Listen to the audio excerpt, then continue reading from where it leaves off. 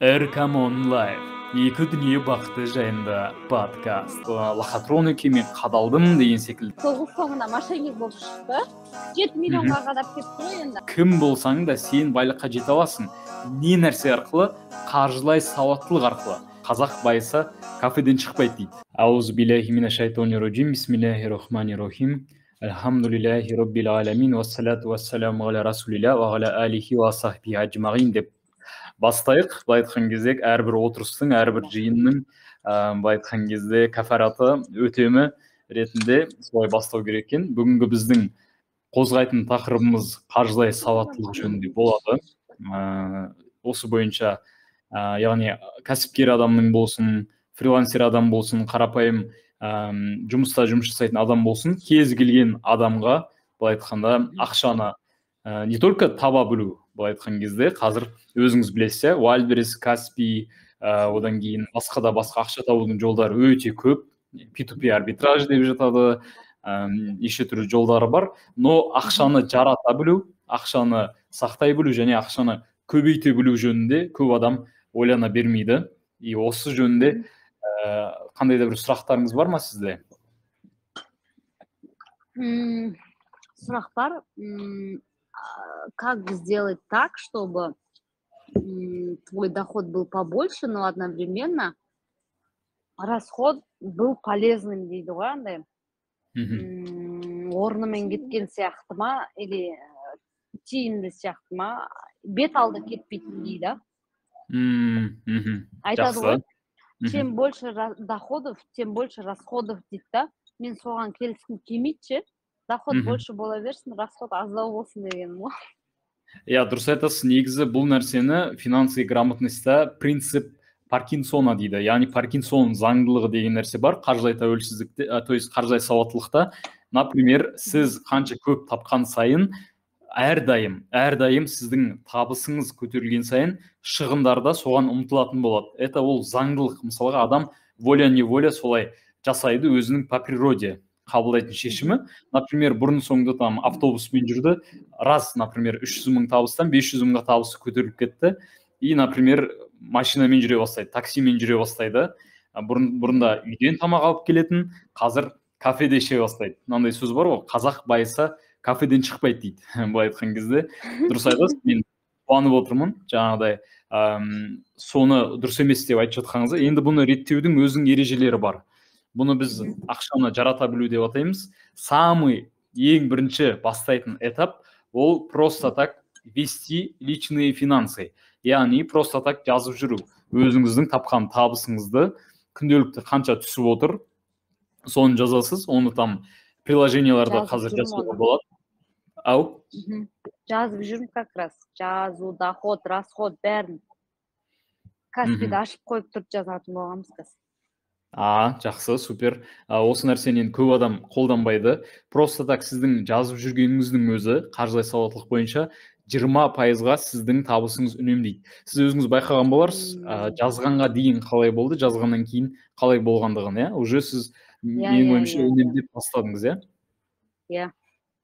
Мен жазбайтын, мен барлығын мысленно, мида, ауада не жазылып жүреді да, білем да, кімге қанша теңге кетті и так далее, но жазбайтын. И общий итоговый шығармайтын. У меня андай миымда бәрі былай жазбайтын қағаз бетіне. Қазір енді каждый мелочь жазасыз, получается? Қазір Балнұр екеуміз бірге жұмыс істегелі отырып бәрін жазатын болғам. Қандай ақша кетіп жатыр жазатын болғам. Сосын ойбай көп құртып жатыр екен, ойбай көп кетіп жатыр екен ғой деген сияқты уже жаңағыдай өзіңіз айтпақшы 20%-ға қысқартуыма қалай ақшаны жаймен қысқартатын болғам. Автоматически ол пайда болады, потому что сен каждый жазған сайын түсінесің, мен уже ойлана бастайсың да, уже осознанно келе бастайсың. Енді жаңа сұраққа жауап бере кетейін, қалай біз шығынды азайта аламыз? Ол үшін былай жасау керек. Яғни, мынандай ережелерді қойып алу керек. Мен ай сайын өзімнің табысымнан белгілі бір нәрсеге осынша пайыз ғана жұмсаймын. Например, хотелки. Хотелкиді алып қалайық, бәріміздің жақсы көретін нәрсеміз кино, кафе, магазинге бару деген секілді. Хотелки деген белгілі да, массаж деген секілді. Соны әр табыстан 10%-дан аспау керек. Сен қанша тапсаң да, 10%-дан аспау керек. Осындай бір ереже бекітіп қоюға болады. Бұны енді идеально ұстанып жүрудің идеальный варианты, например, әр табыс түскен сайын сіз 10% басқа счетқа лақтырып отырасыз, өзіңіздің басқа картаңызға. Яғни там өзіңіздің басқа картаңыз болса, или болмаса бір адаммен келісіп қоюға болады, который ақшаға беріп ұстап қоймайтын, сіз соған жинап отырасыз, өзіңізге жазып отырасыз, хотелки осынша деген секілді жазып отырасыз да, и сол ақшадан ғана хотелки алатын боласыз. Например, раз хотелки алғыңыз келіп кетті, и қарайсыз. Менде мысалға касса деген телеграм канал ашып қойғанмын, сол жерде барлығын жазып отырам. Менің кассамда ақша бар ма хотелкиға? Бар болса аламын, жоқ болса алмаймын. И ол эмоциональный покупканың алдын алуға көмектеседі, потому что көп адам эмоциональный покупка жасайды. Мысалға там 50% скидка болып жатыр екен деп алып алады. Сондай случайлар өмірде көп болып жатады. Сосын 1-2 айдан кейін түсінеді, былай айтқанда ол керек емес екендігін, на самом деле ол босқа қалғандығын. Роберт Кийосаки өзінің «Богатый папа, бедный папа» кітабында айтады ғой, адам екі нәрсе құртады дейді. Біріншісі ол жадность. Когда срочно скидка болып жатқан кезде ақшаны үнемдеп қалу, жадностьті барынша алып қалу арзанға, сол құртады дейді. То керексіз болып қалады ол зат. Екінші ол страх дейді. Страх, когда действительно нужно инвестировать деньги, действительно бизнеске салатын кезде, курс сатып алатын кезде, или там ақшаны көбейтудің какой-то способы шықты, но адамда страх болады. Ақтала ма, ақталмай ма? Но как бы сен iPhone алатын кезде бұл жөнінде ойланбадың ғой. Мысалға курортқа баратын кезде, ал бірақ бизнеске салатын кезде адам ойланып қалады. Осы екі нәрсе. Осы момент, то есть жаңағыдай хотелки 10%-дан аспайтын болса, сол уже сізге көмектеседі ақшаны, былай айтқанда, үнемдеуге. Былай айтқанда, любой цельға солай арнап қоюға болады. Например, мен денсаулыққа 10% деген секілді. Әсіресе біз денсаулыққа, например, ақша жаратпаймыз в основном. Когда уже бітті бәрі құрды деп жатқан кезде ғана жаратамыз да. Любой цельға белгілі бір процент бөліп қою. Идея осы жерде да. Хотелкиға 10%, там қарым-қатынасқа там осынша пайыз, бытовухаға осынша пайыз деген секілді какой-то бір ограничение қою керек. Былай айтқанда, сіз, например, анализ жасайсыз ғой, ай сайын жазып жүрдіңіз. Қазір енді тыңдап отырған адамдарға айтар едім, кеңесім, просто так ақшаны жазып жүруден бастаңыз, и дальше уже сіз көре бастайсыз. Мен өткен айда, прикинь, мына нәрсеге, вроде бы элементарный кішкентай мелочь, бірақ мен осынша ақша жаратып қойдым деген понятие сол кезде ғана пайда болады да. А так адам байқамайды негізі. Мысалы, сіз қазір любой адамнан сұрап көрсеңіз, сен ақшаңды қайда құрттың деп сұрасаңыз, жауап бере алмайды.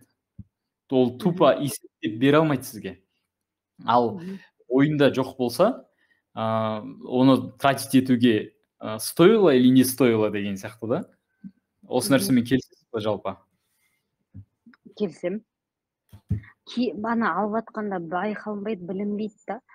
Типа, вау, покупаешь, да, но потом бірақ былай есептеп жазып қарасаң, это мне надо ли дегенде, вообще в целом осыған ақша жаратуға стоит па, не стоит болды ма, походу это не надо было, пустая трата денег болып, бекер алыппын, бекер жұмсадым деген сияқты ой қалыптасады менде. Бекер алдым мен ақша босқа жараттым дегенде ше. Иә. Тағы қандай сұрақтарыңыз бар? Сұрақ, так, десек,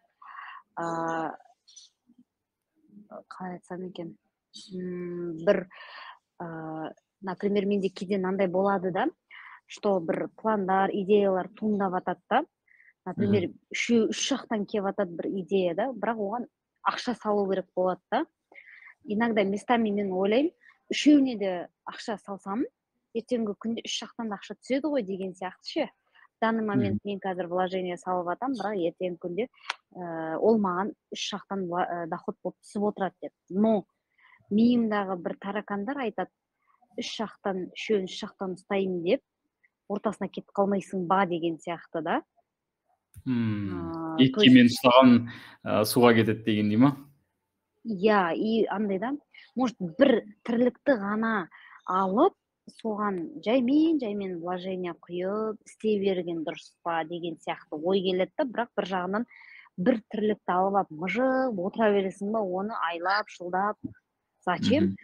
Андай болады менде кейде попытка не пытка деймін да, көрейін, біреу болмаса біреуі ертең күнде нормальный доход әкеліп тұрады, и сол біреуі барлық расходты ана основной бизнестан қалғанын сол бір точкам, например, қомақты берекелді болады, ақшасы көп болады, сол қалғандарды қалған нелерімді, бизнестерімді сәл көмектесіп, если еще расходтарын жауып отыратын сияқты болады ғой деймін да, үшеуін де аша берейін деймін. Ал үшеуін ашамын, бірақ и в натуре үшеуі де құрдымға кетіп қалама деп тағы андай миымда сондай не тұрады да. Бұл жерде сіз, получается, үш түрлі деген ол активный доход па, пассивный доход па?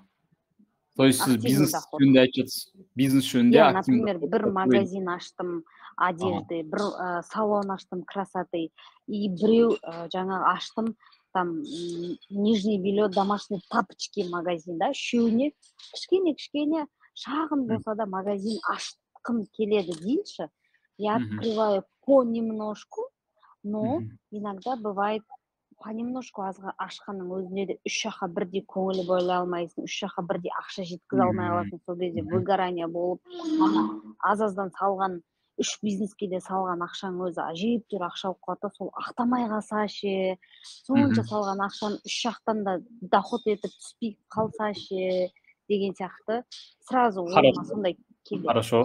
Мен сіздің сұрағыңызды түсіндім. Бұл жерде сіз дұрыс ойлап жатсыз. На самом деле ол сіздің миыңызда таракан емес, ол дұрыс нәрсе айтып жатқаныңыз. Өйткені қараңыз, именно бизнесте подход мүлдем бөлек, инвестицияда подход мүлдем бөлек. Екеуі екі түрлі адамдар.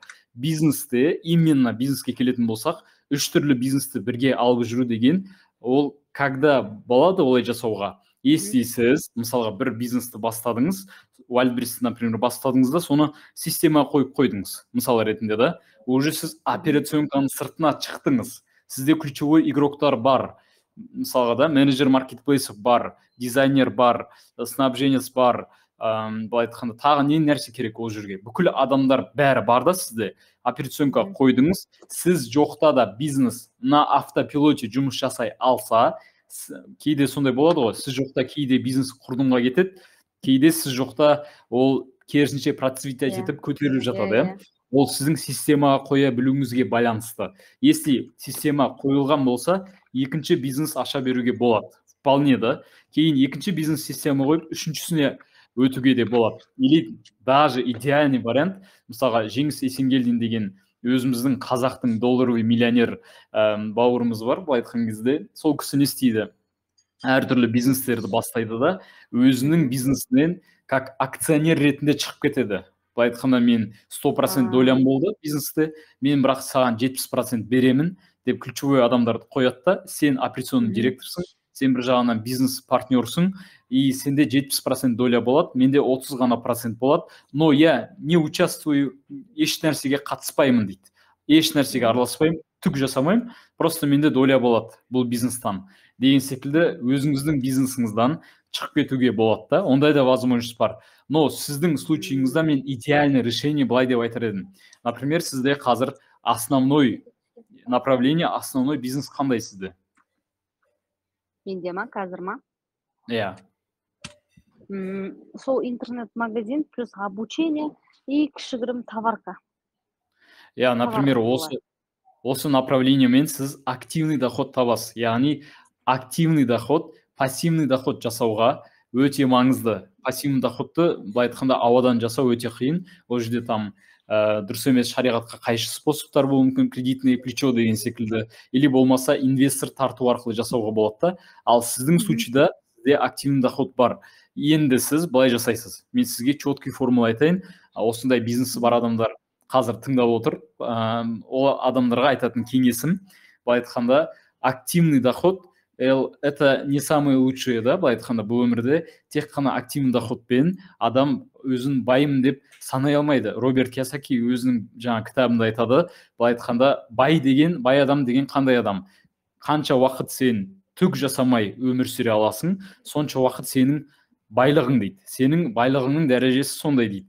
То есть адам айына 5 миллион, 10 миллион, 100 миллион табуы мүмкін, но адамда пассивный доход болмаса, өзінің активтері, источники, которые саған ай сайын ақша алып келіп отыратын, независимо от того, сен уақытыңды құртасың ба, энергияңды жұмсайсың ба, еш нәрсеге жаңа сенің байланысыңа қатысы жоқ источниктар болу керек та обязательно. Ол үшін сіздің активный доходыңыздан кемінде ай сайын 10%, 20% ақша салып отырасыз.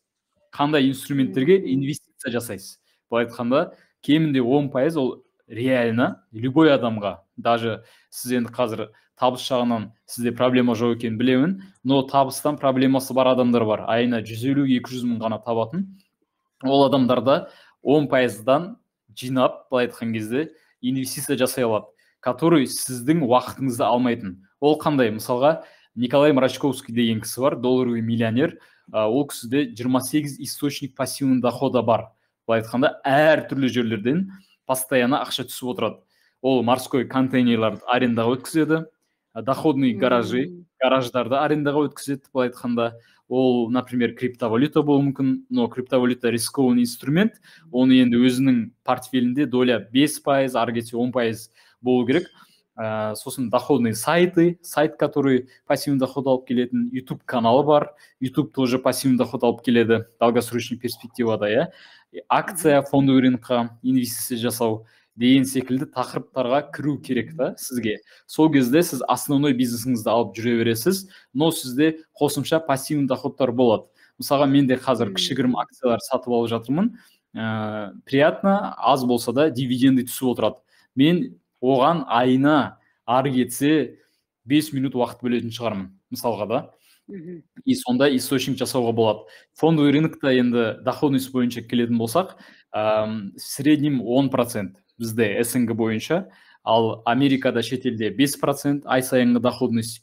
Ол жақсы, ол более стабильный. Былай айтқанда, сіз өзіңіздің ақша салғаныңызға байланысты бір компания алып, соған, например, 1 миллион теңгені сала салу ақымақтық. Лучше мыңдаған компанияға аз-аздан салуға болады. Оны диверсификация заңдылығы деп атайды.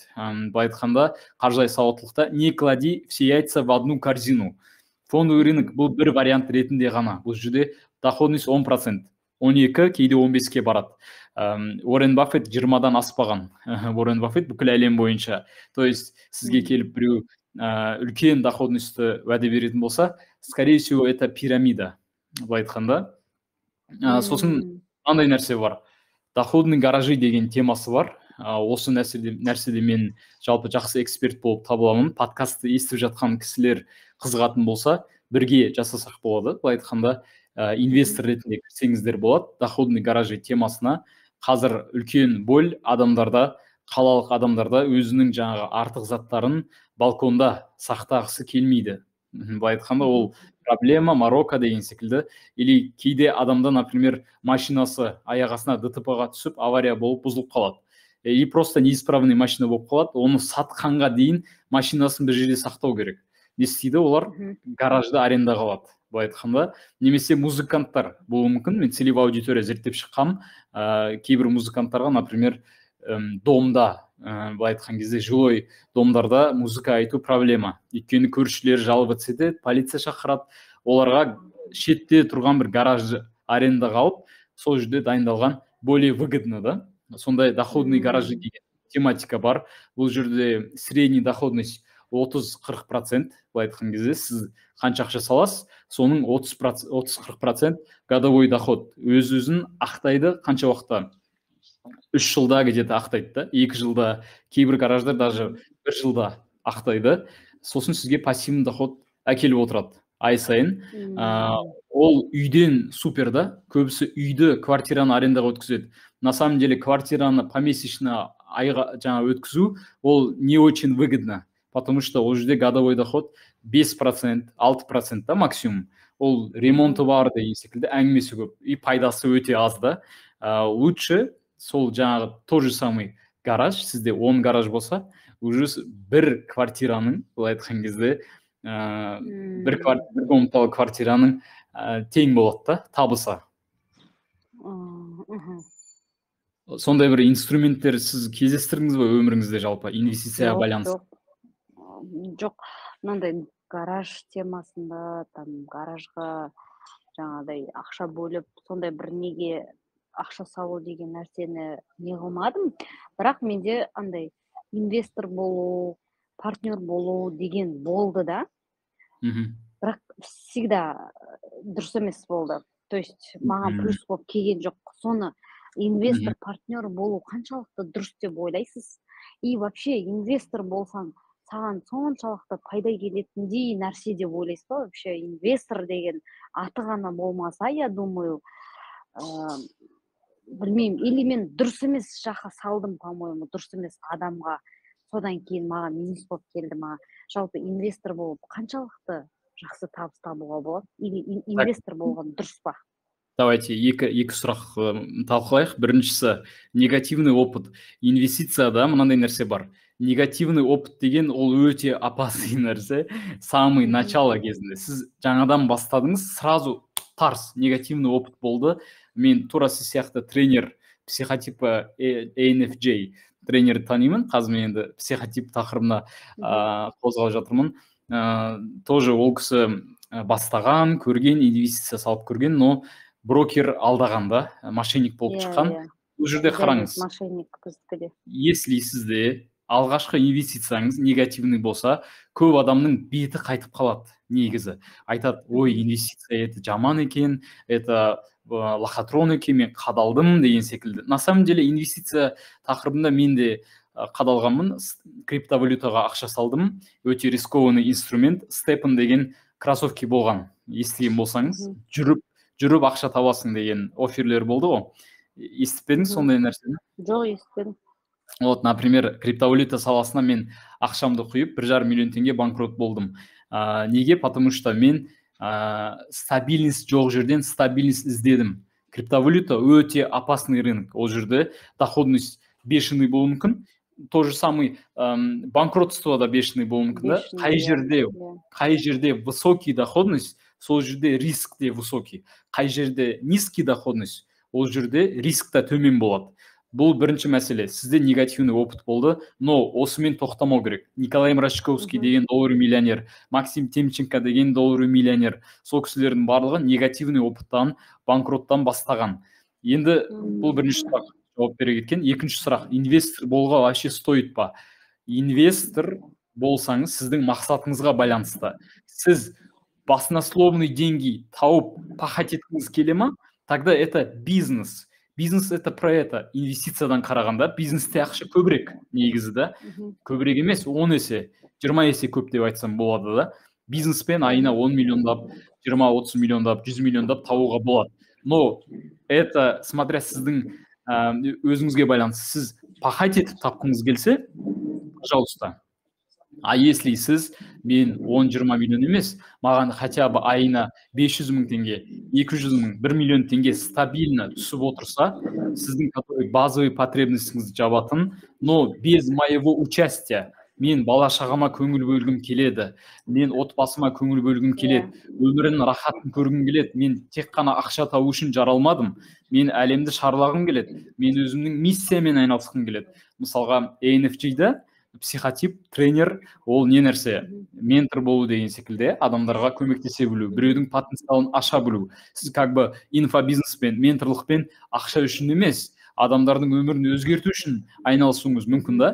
Но сіз олай айналысу үшін сізде базовый потребності жауып тұрған источник дохода болу керек. Сол үшін инвестиция тақырыбы өте маңызды. Сізге пассивный доход адамдарға өте маңызды. Потому что біз ойлаймыз, біз постоянно энергичный бола береміз. Біз осылай пахать етіп жоқ, біз олай таба бермейміз. Біз ауырып қаламыз иногда. Біз қартаямыз, ертең күш қуатымыз азаяды. Сол кезде бізге кім қамқор болады?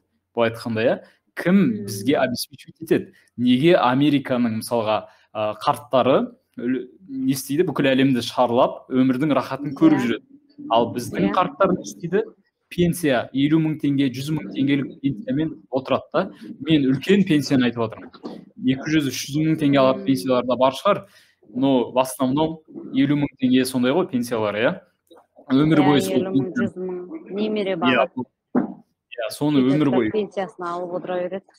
конечно, өмір бойы соны күтеді. Ойлаңызшы, бүкіл өмір бойы сол бір жалки пенсия үшін өмір сүреді. Мен қашан шығамын деп, өмірінің сол уақыт өтсе екен, тезірек қартайсам екен, пенсияға шықсам екен. На самом деле әр адам 5 жылда, 10 жылда пенсияға шығып кете алады. 20, 25, 30, 35 жасында шығып кете алады. Оны мысалға бүкіл әлемге дәлелдеді бомж адам Курт Дигерман. Осыны зерттесеңіздер болады. Курт Дигерман деген бомж болған. Бұл ешқандай аңыз әңгіме емес. Бұны Forbes зерттеген, бүкіл әлем осыны талдаған, статьялар неше түрлі жазылған, жаңалықтарға шыққан.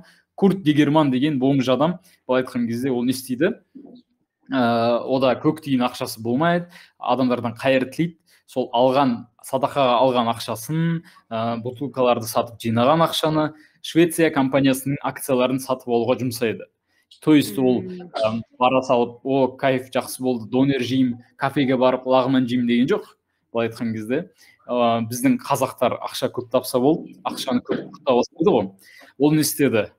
Акциялар сатып алды. Швеция компания, сөйтіп өмірінің соңында долларовый миллионер болды. Но өмірінің қызығын көре алмай өтті.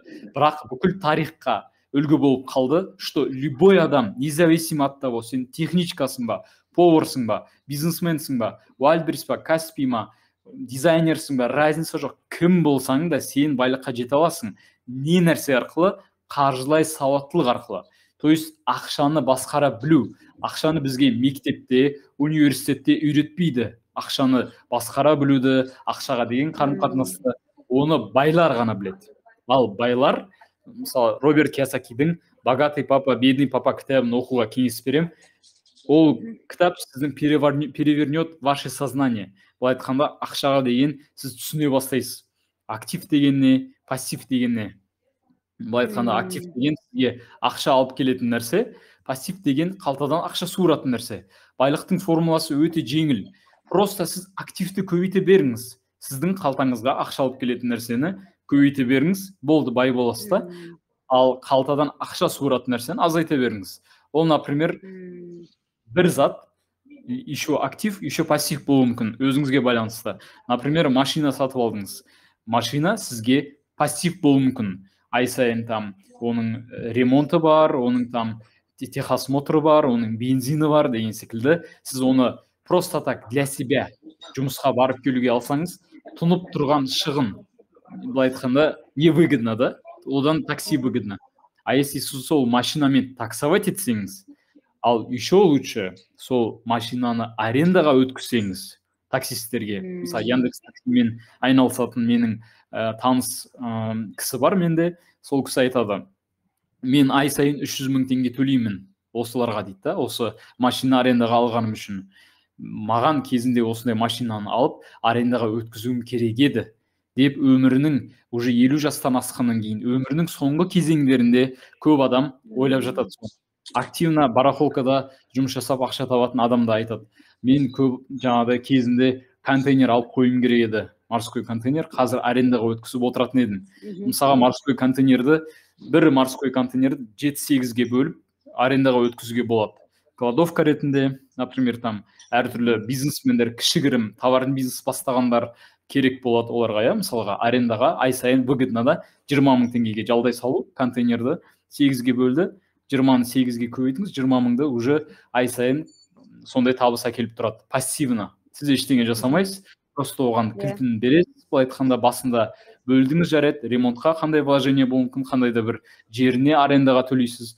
И содан уже жылына годовой доход 30%, 40% или 20%, кейде 10% болуы мүмкін. Әр адамның өзіне байланысты, қаншалықты дұрыс іздеді, қаншалықты тест, жаңағыдай спрос анықтады бизнесте. MVP деген нәрсе бар, минимально жизнеспособный продукт. То есть любой бизнесті инвестицияны бастамай тұрып, спросты анықтап алу керек, иә.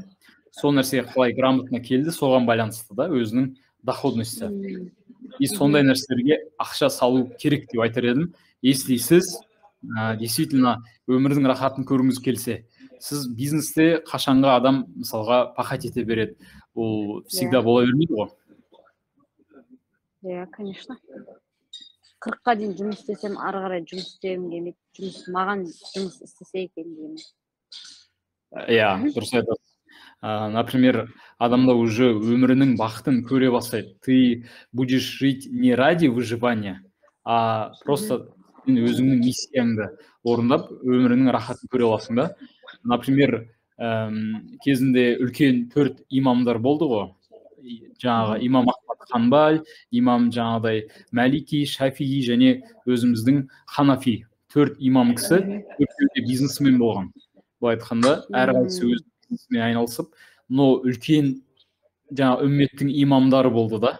Былай айтқанда, тек қана имамдықпен емес, бизнеспен айналысамын, өз-өзімді қамтамасыз етемін, сосын мен уже адал имам боламын деген секілді да. Мен ақша үшін өмір сүрмеймін, менде мына жерде бар, былай айтқан кезде табысым, мен тек қана пайда әкелу үшін өмір сүремін. Мысалға мен ментормын, инфобизнеспен айналысам, но мен ақша табу үшін айналыспаймын оны. Мен адамдарға пайда әкелу үшін айналысам деп сол кезде айтуға болады да. Например, бізде Руслан Берденов деген депутат болып жаңадан келді. Ол сандық жаңағыдай ресторанын ашқан. Сол кісі депутат не үшін болып жүр? Оған вообще қызық емес депутат болу. Ақшасы жетеді. Былай айтқанда айтады да, оны даже депутаттардың беретін үйлерінде мен тұра алмаймын дейді. Потому что тұру невозможно дейді. Оның состояниесі одан мүнес. Өйткені ескі дейді. Ескі бычыт дейді, мысалға да. Оған вообще мұқтаж емес ол. Ол не үшін келді? Действительно, Қазақстанды өзгерткім келеді. Адамдарға пайдамын тигізгім келеді. Абай атамыз айтады ғой, өзі үшін өмір сүрген адам, өзі үшін оттаған хайуанмен тең дейді. Кезінде алаш зиялылары, мысалға, оян қазақты оятпақшы болды. Миссия тақты, адамзатқа пайданы тигізу. Маралан Сейсенбай ағамыз айтады ғой, счастье – это то чувство, которое тебе дает Всевышний за то, что ты выполняешь свою миссию дейді. Яғни сен адамзатқа пайдалы болу. Иә. Айта беріңіз. Жоқ, дұрыс келісемін, соны айтып отқаным ғой. Иә, мысалға адамзатқа пайдалы болуды адам қашан ойлайды? Өзінің қарны тоқ кезде ойлайды да. Өзінің қарны тоқ болмаса, мына жерде бала шағасы шырылдап жатса, тупа әйеліне мысалға керек нәрсені алып бере алмаса, өзінің туысқаны ауырып қалған кезде Турцияға апарып емдете алмаса, ол қайдан елдің жағдайын ойлайды? Ол ойлай алмайды ғой, это невозможно. Мен ондай емеспін, бірақ. Енді сіздің психологияңыз басқа ғой. У меня бывало так, когда у меня ничего не было абсолютно, ақшам да жоқ, көмектесетін жағдайым шамалы дегендей, бірақ қолымда болды жаңағыдай арендный жилье болса да, сол жильеман көмектесіп, әйтеуір барынша, короче, жасап істеп бердім. Хотя менде өзімде де дым жоқ, бірақ мен ол кісіге қамтамасыз ете тұрдым үймен, кішкене жұмысымен, бала шағасын садигімен, подругамды, например, бір сондай жағдайман келді да қалаға с 2 детьми. Менің хотя жағдайым жетіп тұрған шамалы, маған ешкім көмектесіп жатқан жоқ, но ол маған келгеннен кейін, у меня андай не да, маған келіп тұрғаннан кейін адам, типа, менен көмек сұрап тұрғаннан кейін мен оған көмектесу керекпін. Ол маған бекерден бекер сұрап келіп жатқан жоқ, и Аллах оны маған бекерден бекер жіберіп жатқан жоқ деген сияқты қабылдайды екен да. Сөйтем да, қалай да болсын, бар болса да, жоқ болса да, мен сол кісіге көмектесуім керек деген сияқты көмектесіп отырамын ғой. Иә, ол негізі былай деп аталады. Дұрыс емес па? Психологтар айтады, что надо помогать другим, но ол саған зиянына келмесе. Или надо помогать им тогда, когда сен көмектесуге дайын болған кезде, а не в минус себе дейді да. Олай көмектеспеді, бермеді дейді, даже своим родителям дейді. Хорошо, бұл жерде қараңыз. Алла тағала Құранда бұл нәрсеге жауап беріп кеткен. Біз негізі бүкіл еш алыстан іздеп қажет емес. Барлық нәрсенің жауабы Құранда бар. Алла тағала Құранда айтады, сендер дейді, жақсылық жасағыларың келсе дейді, қолдарыңды қысып тастамаңдар дейді. То есть вообще сараң болмаңдар дейді, және де қатты ашып жібермеңдер дейді. Былай айтқанда, өзіңнің бала шағыңнан жырып беріп, прям мысалға сенде ай сайын табысың 1 миллион теңге, бір адам келеді да, сенен 1 миллион теңге қарыз ақша сұрайды. Сенде 1 миллион теңгең бар. Как бы бере салатын болсаң, сенің иманың оны көтере алмайды. Сен ертең өзің қарыз сұрап кетесің да. Бұл жерде әр адам ұстану керек. Белгілі бір қарыз берудің өзі де өнер болып саналады. Мысалға, қараңыз, барлық адамның проблемасы қарыз берумен шешілмейді. Өйткені сіз оған ақыл жағынан, кеңес беру жағынан, біліміңізбен көмектесіп шешуге болады кейбір проблемаларды, ақшасыз ақ. Екіншіден, сіз оған сұраған ақшасын 100% бәрін беруге міндетті емессіз. Сіз айтасыз, например, мен 50%-ін бере аламын. Или, допустим, сізден 1 миллион теңге сұрап тұр, сіз айтасыз, мен 1 миллион теңге бере алмаймын, ренжіме, но мен саған 100 мың теңге берем от души, чисто от души, қарызға емес деген секілді. Сондай да варианттар бар. Әртүрлі варианттар болуы мүмкін, но мен сіздің сөзіңізбен келісемін. Егер адам жоқшылық кезінде, сен мысалға Мұхамеджан Тазабек ағамыз айтады ғой, сен жоқшылық кезінде әшейін қасыңдағы группаласыңа пирожки алып бере алмасаң, асханада отырып, сен ертең миллиондаған ақша ұстаған кезде, сен, например, 100 мың теңгеден 10 мың бере алмаған адам 100 миллион теңгеден 10 миллион теңге бермейді ешқашан. Ақша, по сути, адамның бойындағы бар қасиетін усиливать ететін нәрсе. Байлыққа дейін сараң болған адам, байлықтан кейін де сараң болып қала береді. Идеальный, мен сізге пропорция айтатын едім. Ол пропорция шариғатта келмеген, Құран сүннетте солай деп жазылмаған, но қаржылай сауаттылық ретінде ұстануға идеально. То есть каждый табыстан 10% садақа беру. Былай айтқанда, бұны Роберт Кийосаки айтады өзінің кітабында. 10% садақаға, 10% қор жинайсың, который сен ешқашан тиіспейсің. 10% на инвестиция. Былай айтқанда, сенің болашағын дамытатын бизнеске, акцияға, жаңағыдай доходный гараждарға деген секілді. Осылай 30% бөліп қоясыз. Сначала заплати себе деген жаңағы байлардың әдеті ғой, былай айтқан кезде. Каждый табыстан белгілі бір процент сен өзіңе, болашағыңа, себе любимому төлеу керексің дейді. Былай айтқанда, біз ақшаны барлық жерге төлейміз. Ақша түсті, қарыз жабамыз, квартира, анау-мынау деген секілді, салон деген секілді. Әртүрлі жерге ақша төлейміз, но өзімізге төлемейміз. Қателік осы жерде да. Өзімізге төлеп, плюс 10% садақа беріп, 10% қор жинайтын болсақ, идеальный вариант болады. Сосын жаңағы неге айтқым келіп тұр, не мәселесіне байланысты, который ақша жоқ кезде көмектесу. Осыған байланысты Билл Гейтс өзінің жаңағы мақаласын шығарады. Менен де бай адам деген мақала шығарады. Елдің бәрі сұрайды, қалай ол сізден бай адам кім ол соншалықты? Деген кезде айтады, мен ең алғаш кезінде осы Microsoft компаниясының негізін қаламай тұрып, аэропортта сондай случай болды. Газет сатып алайын десем, менде $10, цент жоқ. Былай айтқанда, қанша газет? 2 цент. Менде жаңағыдай ақша болмады дейді. Майдан болған жоқ. Сосын ол кісі маған өзінің газетін сыйлай салды дейді. Просто саған сыйлыққа деп бере салды. Сөйтіп 1 рет болды, 2 рет болды, 3-ші рет тоже маған сол газетін сыйлады дейді. Постоянно мелочь болмай қалады, маған сыйлайды. И кейін Билл Гейтс өз жаңағы байлыққа жетеді, Microsoft компаниясының негізін қалайды. Сосын әлгі жаңағы 1 ай, 2 ай бойы іздеген екен, жаңағы кезінде газет сыйлаған адамды. Сөйтіп шақырып алып айтады, сен кезінде маған 3 газет беріп қуантқан едің, енді сен мен любой нәрсе сұра, мен саған бәрін берем, мен енді миллиардермін дейді. Былай айтқанда, сол кезде айтады, сен өзіңді баймын деп санап тұрсың ба? Жоқ, сен бай емессің дейді. Нағыз бай адам дейді. Ол өзінде жоқ болса да көмек беретін адам дейді. Міне сол бай адам деп, жаның аман болсын, ештеңе керек емес деп кетіп қалған екен. Ол адам мұсылман болған екен да, былай айтқанда. Сондықтан ол бөлек мәселе. Жаңа садақа беру мәселесі бөлек.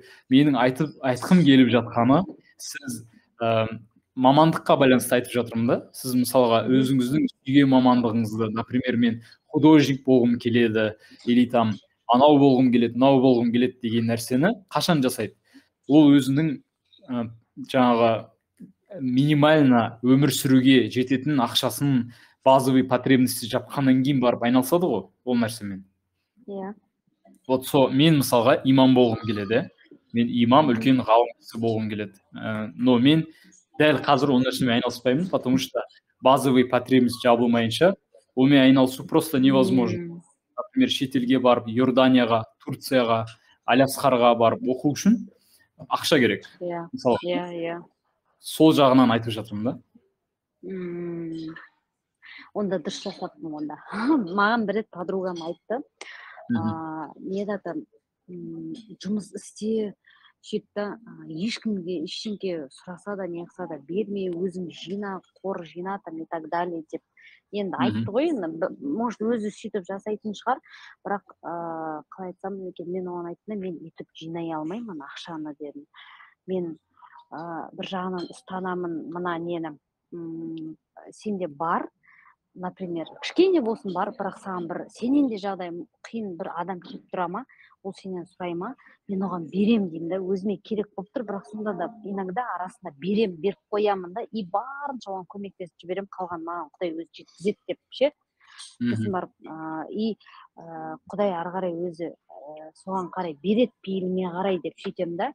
Бірақ ол айтып, сен не дейді, кішкене Құдай саған беріп жатқан нәрсені жинап, кішкене пысық болмасаң, Құдай саған да бермейді қою мүмкін ғой деп ойламайсың ба деді.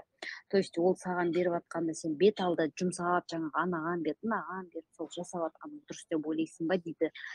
Типа сақтап реттесең, саған да жинақы етіп береді дегендей да. А если ты будешь вот так всем раздавать, помогать, давать, хотя у тебя нету, хотя у тебя қор жоқ әлі нормальный, сенің де берекең сөйтіп қашырып жібереді деп айтты да.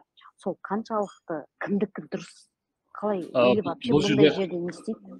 Бұл жерде екі грань бар. Бірінші грань ақшаны толығымен қысып сараң болып адуши жинау, былай айтқанда. Екінші грань ол былай айтқанда до конца барлық ақшаңды көмектесу, өзіңе ештеңе алып қалмай, бәрін таратып жіберу. Екі граньның ортасында золотая середина бар. Сол золотая серединамен өмір сүру керек. Пайғамбарымыз саллаллаху алейхи ва саллям айтады, сендер ортаңғы үммет болдыңдар дейді. Ортаңғы үммет болғандықтан сендер үлкен дәрежелі жоғары үммет болдыңдар дейді. Біз пайғамбарымыз саллаллаху алейхи ва саллям үмметі болғандықтан біздің дәрежеміз жоғары. Былай айтқанда басқа үмметтерден қарағанда. И золотая середина қандай? То есть пайғамбарымыз саллаллаху алейхи ва саллям хадисінде айтады, кімде кім садақа берсе дейді, оның дүниесі азаймайды дейді. Былай айтқанда сіз садақа бердіңіз, айына 1 миллион теңге табасыз, например, 100 мың теңге садақа бересіз ай сайын 10%, сіздің дүниеңіз азаймайды, одан көбейеді. Өйткені кімде кім садақа берсе, оның садақасы 10 еседен 700 есеге дейін қайтадан қайтады дейді. Осыған байланысты бір оқиғаны айтқым келіп тұр. Мысырдық миллиардер кісі жайында оқиға естіпедіңіз? Жоқ. Сол Мысырда осыдан 6 жыл бұрын, 5-6 жыл бұрын примерно Мысырда миллиардер кісі өмір сүрген екен. Бұл жігіт өзі 9 жігіт болған екен. 9 жігіт не істейді? Ауыл шаруашылық техникумын бірге бітірген кезде айтады, келіседі, біз армияға барып келеміз да, ортаға где-то бір $1000 ақша тастап, бизнес бастаймыз дейді. Армияға барып келеді, одан кейін өздерінің сөздерінде тұрады, $1000 жинап, бизнес бастамақшы болады. Яғни құс өсіреміз. Құс өсіріп, ол бизнеспен айналысамыз деп келіседі. Ортаға ақша тастайды. Сосын енді 10-шы адамды табу керек. 9 жігіт жиналды. 13-сін сен тап деп ана жаңағы 5-6 жыл бұрын қайтыс болған миллиардер кісіге айтады. Енді ол жігіт не істейді? Мен қазір біреуді апарсам, олардың алдында подводить ете ма, келмей қала ма бізге деп ары уайымдайды, бері ойлайды. Сосын айтады, мен 13-сін таптым дейді. 13-сі ол біздің жаңа ризығымызға береке береді, біздің ризығымызды қорғайды. 13-сі Алла тағала болады дейді. То есть біз 90%-ды 9 жігіт бөліп аламыз, қалған 10%-ды Алла жолында жаратамыз деп бизнестерін бастап кетеді. Сосын бизнестері дамиды, олар 20%-ға көтереді садақаны, Алла жолында жұмсайтын 30%-ға көтеріледі. И бір кезде айтады ғой, жаңағы қайтыс болған миллиардер кісі, давайте 50-де 50 бөлейік дейді. 50%-ын бөліп аламыз, 50%-ын Алла жолында жаратайық дейді. Сол кезде айтады, 30-да жетеді ғой, арасында жаңағы кикілжің пайда болады, что-то слишком қатты кетіп баратсың, осыда жетеді ғой деген кезде бөлінеді. 9-ы бөлінеді, ана жақында қайтыс болған сол миллиардер кісі өзінің табысын 50-де 50 қылып бөледі.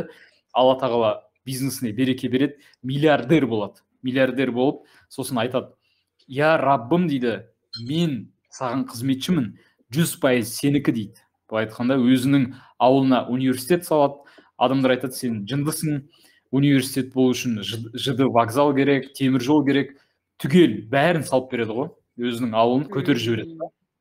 Сол кісінің қайтыс болған кезде видеосы бар ютубта, көп адам жиналып жаңағыдай жаназасына келеді да. Яғни бұл нәрсе нені білдіреді? Адам сауатты болса, ықыласты, иманды болса, оны ешқашан ақша құрталмайды ол адамды, және ол ақшаны дұрыс жұмсауды біледі да. Бұны захид деген тақырып, захид деген нәрсе бар, яғни зухуд жасаушы, бұл дүниені тәрк етуші. Яғни адам табыс табуы мүмкін. Данияр Жігітбек өзінің кітабында айтады ғой. Данияр Жігітбек деген танымал жігіт бар, копирайтер, қаржылай сауаттылықты үйрететін, өзінің қаржы қағидалары деген кітабы бар. Сол жігіт айтады, сен өзіңе қанша жұмсай аласың, дәл сол ақшаны өзгелерге Алла жолында жұмсай аласың ба дейді. Осындай сұрақ қояды да, яғни шақыру тастайды. То есть адам, былай айтқанда, қаншалықты көп тапса, соншалықты адамдарға көп көмектескен сайын Алла тағала оның ризығына береке береді, потому что біледі да, сен туысқандарыңа көмектесетініңді, сенің жол салатыныңды, мешіт салатыныңды, біреудің қарызын барып жауап беретініңді деген секілді.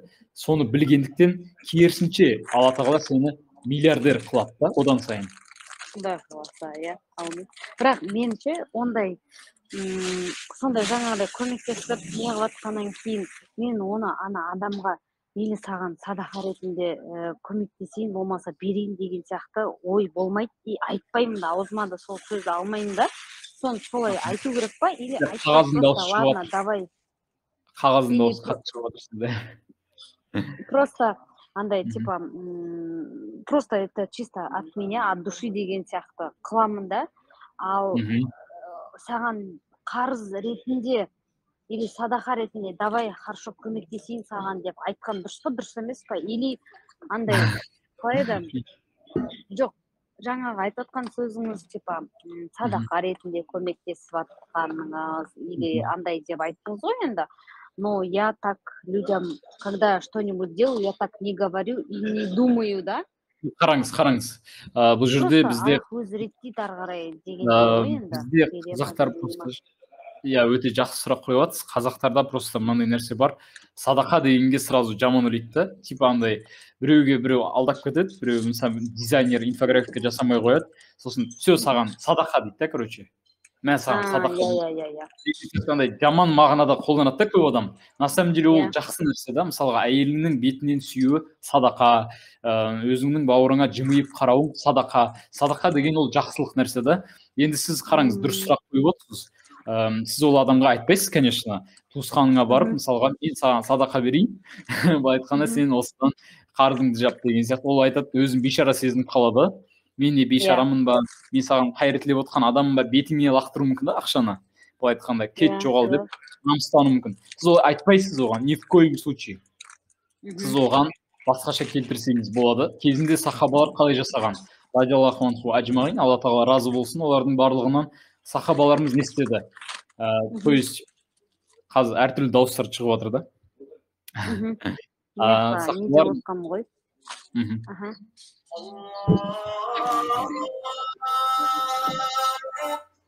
Сахабалар не істеді? Олар мысалға әртүрлі продукты соларды алатында просто так үйіне апарып, жоқ жітіктің үйінен алдына апарып, есігін тоқылдатып қашып кететін. Өзін көрсетпей қашып кететін.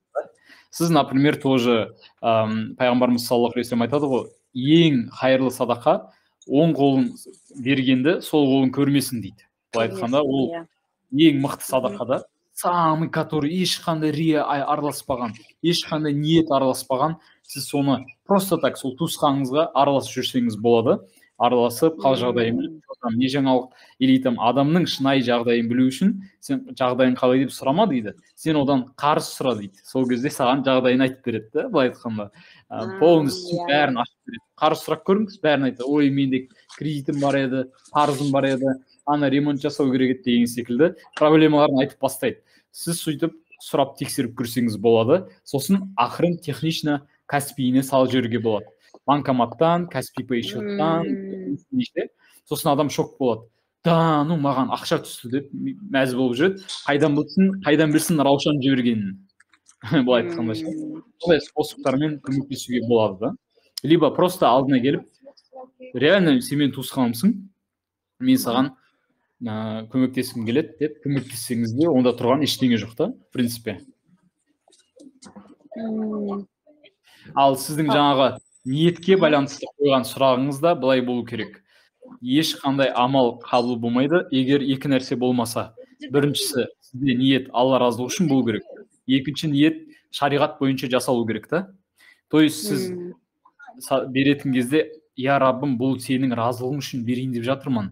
Я Раббым, басқа нәрсе, басқа ниет араласып кетпесінші. Мен ол адамға ұнау үшін, мен адамдар мені жақсы деп ойласын деп сол ниетте беріп қалмайынша, мен тек қана сенің разылығыңды көздеймін деп берсеңіз, сол кезде ол қабыл болады да. Сол кезде сіз оны не только бұл өмірде пайдасын, сіз ақыретте көретін боласыз да. Яғни кімде-кім бауырының жаңағыдай қиындығын жеңілдетсе дейді, қияметте Алла тағала оның қиыншылығын жеңілдетеді дейді да. Қаншама адам тау сауабымен келеді екен қиямет күні, үлкен сауаптармен. Но ана тауының бәрі күлге айналып кетеді екен да, шаң тозаңға. Сол кезде неге олай болды десе, сен бұның барлығын мен үшін жасамадың, сен адамдар көрсін деп жасадың дейді екен да. Яғни Алла жолында дүниесін сарп еткен байды, Алла жолында Құран жаттаған қариды, соларды ең бірінші тозаққа тастайды екен. Өйткені олар адамдар көрсін деп істеген екен да. Онда іштей сәл дұрыс болған екен ғой. Иә, ең басты нәрсе сол да, ниет. А вот менде қараңыз, ана былтыр 23 жылы жаңағыдай инвестор болдым, бердім, көмектестім, адамгершілікпен де жасап беріп аттым, бірақ сол соңында мошенник болып шықты. 7 миллионға қадап кетті ғой енді. 7 миллион? Иә. И соған мен минус кеттім да. Енді содан кейін шамалы пысық болдым десем де болады, бірақ соның өзінде де осындай неден кейін қалай жасасам дұрыс ары қарай деген сияқты ой қалыптасады да. Бір жағынан пысық болып, біреу бірдеңке сұраса да ешкімге ештеңке бермей, короче, солай тас пысық болсам, короче, андай жаңағыдай банкроттыққа, минусқа кетпейтін шығармын деп ойладым да. Ал негізі ондай кезде дальше қалай әрекет еткен дұрыс? Ну, қараңыз, бұл жерде сіз 7 миллионды бизнеске деп салдыңыз ба? Негізі инвестор болып, бизнеске салған сияқты болдық. И бұлай алды ғой менен. Сонан боқым болып тиді да ол маған. Енді содан кейін өлсем өліп кетейін, біреуге бір тиын бермеймін деген нәрсе қалыптасты да. Бірақ оны мен сараң болып кетпейінші деген сияқты да келеді да ой. Дұрыс емес, сол қалай деген ғой. И еще дұрысқа берем деп қадалып тұрсын ғой біреуге. Содан кейін ваше мнение қалай дұрыс? Осындай жағдайдан кейін қалай поступать еткен дұрыс деген ғой. Жалпы негізі ол жерде сізді мошенник болып, явно алда кетіп тұр, түсінгенім бойынша. Иә. Ол мысалға мошенник болмаса да солай болуы мүмкін еді. Өйткені бизнесте қараңыз, инвестиции в бизнес это очень рискованный нәрсе да. То есть как бы сіз бизнесмен мен инвестор рискті разделяют. И шариғат бойынша да солай. Мушарака мудараба келісім шартында инвестор мен бизнес, они должны разделять риск между собой. Яғни бизнесмен адам ол өзінің ақшасын салмайды, өзінің энергиясымен, уақытымен рисковать етеді. Ал инвестор адам ақшасымен рисковать етеді. И оба они понимают, что ақша бизнес болмай қалуы мүмкін, банкрот болуы мүмкін екендігін. Сондықтан бұл жерде Марғұлан Сейсенбай ағамыз айтады, инвестируй в то, в чем ты разбираешься дейді. Мысалға сіз осыған дейін қандай бизнеспен айналыстыңыз, сол бизнеске салсаңыз болады. А бізде керісінше да, мысалға Wildberries чатында бәрі Wildberriesмен айналысады, мен айтам инвестор керек, допустим, Wildberriesке десем айтады, мен как бы өзім Wildberriesмен айналсам, мен өзім товаркамен айналсам, маған қызық емес дейді да, Wildberriesке инвестор болу. Ол какой-то бір айдаладағы бір бизнеске салғысы келеді да, который өзі не разбирается, өзі білмегендіктен, өзі сол бизнеске анализ жасамағандықтан, целевая аудиторияны білмегендіктен, целевой аудиторияның бойларын, желанияларын, қорқыныштарын білмегендіктен, сол бизнестің нарықта қандай жағдайда екенін білмегендіктен, спрос қаншалықты деңгейде екенін білмегендіктен, алады да сол бизнеске ақша сала салады. А если ты разбираешься в этом, сенің алдыңа адам келіп тұр, например, сіз Wildberries-пен айналысасыз, или там Озонмен айналысасыз, сізге адам келіп тұр, осындай деп айтады, сіз уже көріп тұрсыз да, оның кейбір нюанстарды ескермегендігін, что ол вообще бұл салада негізі опыты жоқ екендігін көріп тұрсыз. Соответственно, сіз оған ақша салмайсыз. И инвестициядан негізі мен кеңес беретін едім, бизнеске инвестиция жасайтын болсаңыз, стартаперге салмаңыз. Сіз бұрыннан айналысып жатқан бизнеске салыңыз. 2-3 жыл, 5 жыл бойы айналысып жатыр бизнесмен, тұрақты түрде бұрыннан ақша тауып келе жатыр сол салада, просто оған масштабированияға ғана ақша керек та, а не так, чтобы бизнес бастауға емес, масштабированияға керек та. Сол кезде салуға болады деп ойлаймын, потому что сіз еще оның отчетностін тексере білу керексіз да. Вообще бизнесте бар ма? Бизнесте отчеттар бар, постоянно ай сайын тапсырылып отыратын.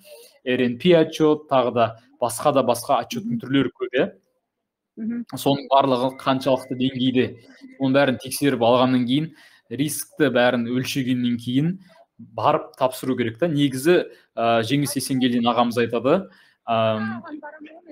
инвестиция бизнеске салынбайды, инвестиция адамға салынады. То есть келіп тұрған адам өзі қандай адам? Ол мошенник па, слишком әдемі сөйлеп жатса, слишком жаңағыдай жағымпазданып, или там слишком жалпақтап тұратын адамдар бар ғой, сезіледі негізі ше, мошенниктар қандай болатындығы. Ондай ма қарау керек та, кішкене зерттеу керек. Жоқ, бұл сенімге кіріп, жаңағыдай біраз нәрсе болды ғой енді, бір оның үйін дәмауыз тиіп дегендей, сенімге кіріп дегендей, одан қалса, ол қыз менің үйімде тұрды, менімен бірге бір нан үзіп жеді, қонды, прям бала-шағаммен жүрді, бала-шағама да андай қылды, көмектесіп беріп жатқан кездері болды. Прям бір нанды үзіп жеп, бір комнатада ұйықтап, барынша киіндірдім де, жегіздім, ішкіздім де, прям солай неғылып жүрдік. И ол да өзінің үйіне қонақ етті бір-екі рет, мама-папалармен араласып, сөйтіп, прям сондай болып жүрген екен. Ойламадым да, что ол сөйтеді ертең. И раз на тебе потом ана не дейді, сіз араласпаңызшы, типа аузыңызды жабыңызшы деген сияқты уж кетіп қалды соңында. Ну енді қараңыз, бұл жерде Марғұлан Сейсенбай айтады, чтобы осындай ситуация енді болды, но екінші рет сондай жағдай болмас үшін адамда мынандай нәрсе болу керек дейді. То есть ответственностьті адам өзіне алса, если мен кінәлімін, сол мошенникке сенген, мен жолыққан, мен сендім оған, өзім бердім ақшаны деген секілді, өзінен адам көретін болса, сол кезде ол алгоритм жазып қоясыз. Алгоритм действий, принятие решений. Алгоритм принятия решений. Так и называется. Бұны Рей Далионың принципы деген кітабын оқуға кеңес беремін. Рей Далио сол жөнінде айтады. Біз ошибканы екінші рет қайталамас үшін солай жасау керекпіз. Сіз алгоритм жазып қойдыңыз. Сізге бір адам келді, инвестор болшы маған, инвестиция жасайық деген кезде алгоритм. Біріншіден былай жасаймын, екіншіден былай жасаймын, үшіншіден былай жасаймын деген секілді сондай нәрсе болу керек. Например, любой шешім қабылдайтын кезде сондай болу керек. Например, біреу сізден бір нәрсе попросить ететін кезде, мынаны істей салшы, ананы істей салшы дейтін кезде, тоже алгоритм, Марғұлан Сейсенбайда алгоритм бар. Қандай? Мен сначала сұрақ қоямын дейді. Мен оны жасаймын ба, жасамаймын ба? Отказать или сделать? Бірінші вопрос қоямын дейді. Екіншісі, оның айтқан мөлшерінде жасаймын ба, әлде можно меньше, былай айтқанда. Үшінші, можно таким способом, который он хочет, или может другим способом деген секілді да. Төртінші, өзім жасаймын ба, әлде біреуге жасатайын ба сол нәрсені деген секілді. Осы 4 сұрақ қойды, болды, автоматом 95% сіз жасамау керек нәрселер фильтроваться етіліп кетеді. Например, сізде өміріңізде сондай жағдай болған шығар, біреу келеді да өзінің жұмысын іліп жібереді. Мынаны істеші, мынаны істеші деп, оны жасап жүресің. Спасатель болып. Бірақ кейде андай не қылмайтын. Уже не үшін жасайын, не үшін не қыламын дегендей. Кішкене бола бастап, и былай адамға ана позицияны ұстанатын болғам. Не делай добро, не получишь зло деген сияқты кішкене сондай позицияны да ұстанатын болғам. То есть сізге бұл жерге мынандай позиция керек қой. Умение говорить нет. Сіз барлық адамға иә деп айтатын, сіз супермен емессіз ғой, как бы это невозможно. Жизни не хватит всем помочь, да, подряд бәріне көмектесе беретін, это невозможно, да. Но бірақ при этом сіз айналаға көмегіңіз тиетін, сондай бір садақа беретін, жақсы мұсылман болу керексіз, да. Соны просто грань сезе білу керек, да. Шектен шығып кетпеу керек. Мысалға менде де кейбір таныстарым сондай қарыз беруге құштар болып тұрады. Мен айтам, сен қарызды бересің, жарайды. Ертең өзің қарыз сұрайсың ғой. Мысалға да. Ол қарыз беруді Алла Тағала саған міндет қылған жоқ. Бірақ сен өзіңді как бы бейшара мұсылман көрсетіп жатсың адамдарға. Сен өзіңнің жағдайыңды өзің құртып жатсың да. Былай айтқанда ше, пайғамбарымыз саллаллаху алейхи вассалам қарыз барынша алмаудан қайтарғанда, алудан қайтарғанда алмауға тырысыңдар дегенді, былай айтқанда. Ал адам өзіне қарыз беретіндей, то есть қарыз алатындай жағдай жасап алады, слишком чрезмерно біреуді ойлағандықтан да, грань болу керек. То есть мысалға белгілі бір сумма қойып алдыңыз, мен айына осынша теңге ғана готов қарыз беруге, мен одан артық бермеймін. Например, мен 200 мың теңге беруге дайынмын, айына 2 миллион теңге табам, или, например, 50 мың теңге, может 5 мың теңге, әркімдікі әрқалай қойып алдым. Например, бір адам 200 мың теңге деп қойып алды, айына 2 миллион теңге табады, и сосын біреуге қарыз беріп қойды, 200 мың теңге. Екінші адам келіп сұрап тұрды, қарыз берші деп. Сол кезде ол смело жоқ деп айта алады да, потому что сен өзіңнің қойып алған суммаңды орындадың, сен как бы өзіңнің планыңды орындадың, сен енді анаған беруге міндетті емессің да. Сондай бір финансово грамотный ұстаным болу керек. Қарыз беруде, басқара көмектесуде, например, кейбір проблеманы адам өзіне жасап алады. Мысалға, мынандай жағдай болады. Ағасы, например, өзінің машинасы бұзылып қала береді, қайта-қайта інісіне звондайды да, інісі көп ақша табады, ремонтқа ақша берші деп ақша сұрай береді. Но бірақ ол машинасы бұзылғанға сразу бір күнде бұзылмайды ғой. Ол өзін көрсете бастайды, мысалы, уақытында запчастьін ауыстыру керек, техосмотр жасау керек деген секілді жасаған жоқ. Бірақ проблема туындаған кезде інісін как спасатель ретінде қойып алған, інісі бар, сол звондайтын, ақша бер деп сұрай береді. Барлық адамға ақшамен көмектесіп керек емес. Айтады ғой, барлық адамға балық беріп керек емес, кейде қармақ беретін болсаң, сонымен өзін асырайтын болады өмір бойы да. Хорошо, біз негізі 1 сағат уже өткізіп қойыппыз, біраз нәрсе айтылды, әдемі болып шықты подкаст, былай айтқанда. Құрметті тыңдаушылар, егер де сіздерге подкаст ұнаған болса, міндетті түрде жақындарыңызға, WhatsApp группаларға барлығына тарата отырыңыздар, жақсылықпен бөлісейік. Былайша айтқанда, ақ құс өзінің жемін шашып жейді, қара құс басып жейді демекші. Пайдалы подкастпен өзгелермен де бөлісе отырыңыз. Алдағы подкасттарда кездескенше.